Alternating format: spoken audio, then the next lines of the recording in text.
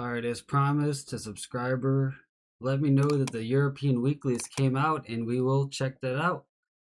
So you're looking at it with me first, and here's December, January, and February, our main winter months, and it's turned colder. So again, more alignment towards a colder winter.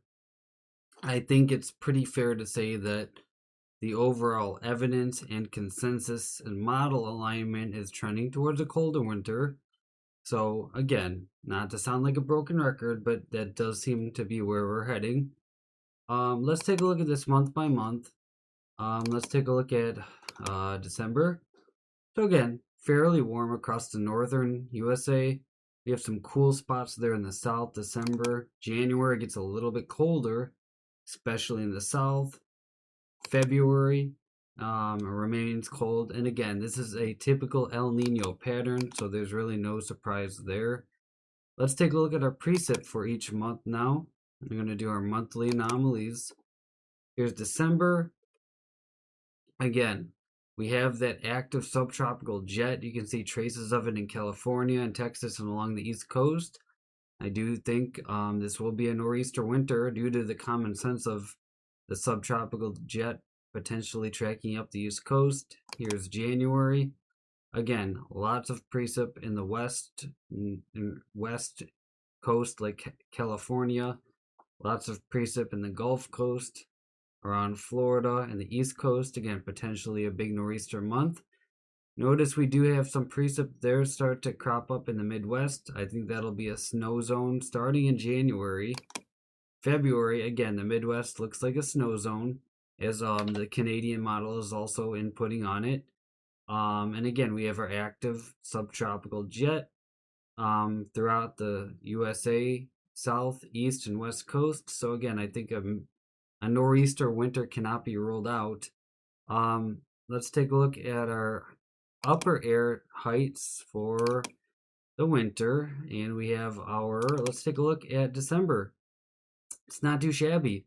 We have a trough there in a large portion of the USA. Trough equals cold and snow. I have a lot of blocking up top, which supports that trough down below. January, again, we have a more amplified trough.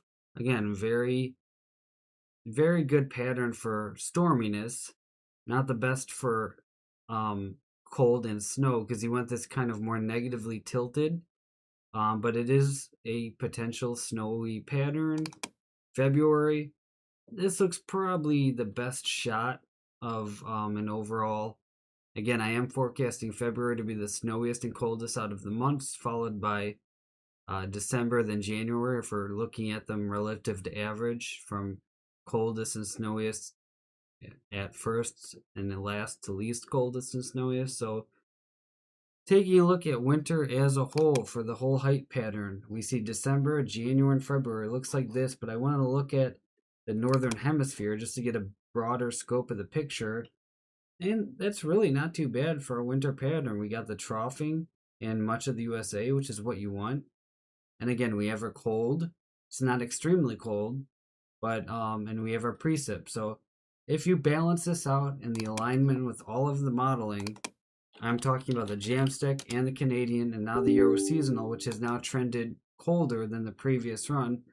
We're definitely looking up in the arms of that. We should pretty much very highly probably likely will see it colder and snowier than winter than average. So again, we see all the evidence there that's pointing towards that. So we'll see what happens. And in the meantime, that's your European seasonal weather update. Thank you all for watching. Take care, God bless, and have a great day. Tyler's World of Weather. Be sure to like, comment, share, and subscribe for more long-range weather content. Thank you all for watching. Take care. Bye.